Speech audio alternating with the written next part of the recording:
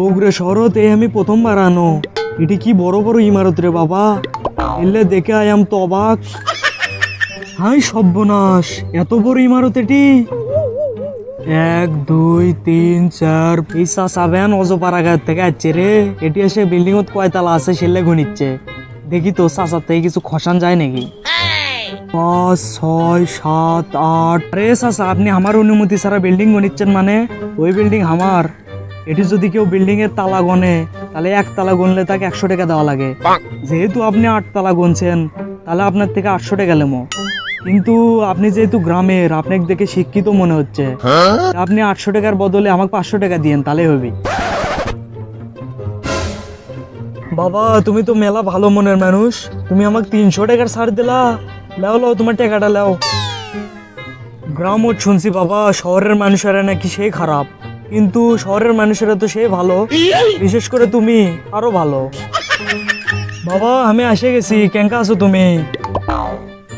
চাচা আছেন? এত দেরি হলো গোমা।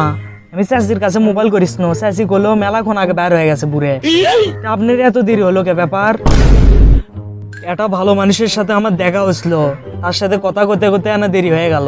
জানিস, ওই ভালো মানুষ আমাকে 300 টাকার ছাড় দিছে। 300 টাকা ছাড় দিছে? কিসের সেটা? আর কে দিছে? বাবা, তুই তো জানিস আমি শহরত প্রথমবার আসছি।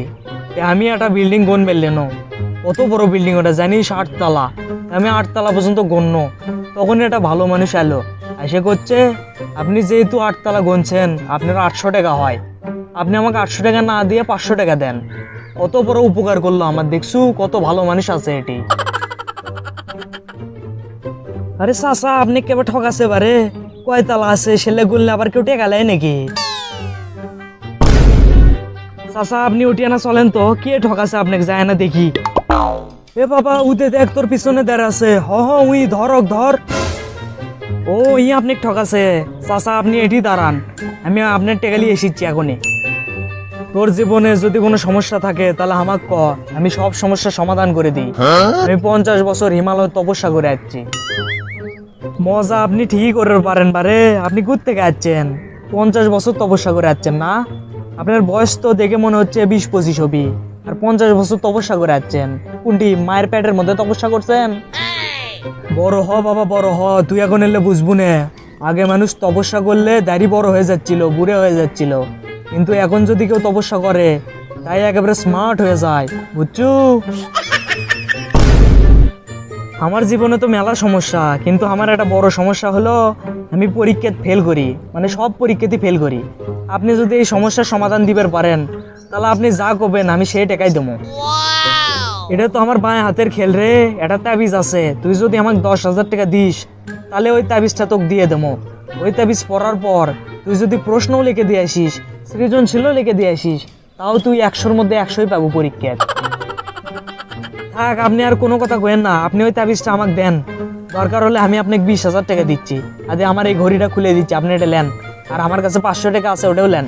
তাও আমাকে ওই তাবিজটা দেন তাড়াতাড়ি। আই দিলে তোর তাবিজ, এটা হাতত পিন দিয়ে পরীক্ষা দিবে যাবো, তাহলে তুই 100-র মধ্যে 100ই পাবো। কালকে থেকে আমার পরীক্ষার সময় এই তাবিজটা পরে যাবো, তাহলে আমি একেবারে 100-র মধ্যে 100ই পাবো। বন্ধু তাড়াতাড়ি ক, আমার রেজাল্ট কি হচ্ছে? জানি আমি A+ পাবো, তাও ক কি হচ্ছে? কিসের A+ হে? কেবলই দেখে আনো, তুই ফেল করছু। বাইরে কোমা একটা মানুষ এসেছিল, তোকে এটা দিবের করলো, ধর। আমি এইভাবে পরীক্ষা ফেল করনো? হ্যাঁ, এটা কি লেখা রে? 1 মাস আগে আপনি আমার চাচাকে ঠকাইছিলেন, বিশেষ দ্রষ্টব্য, তাবিজটি খুলে দেখুন আপনার হাতে যেটা আছে। এই চিঠিত তোমার তাবিজের সম্বন্ধে লেখা। তাবিজ তো আমার হাততে আছে। খোল তো রে খোল। এই তাবিজত তোমার লেখা, পড়লে পাস, না পড়লে ফেল।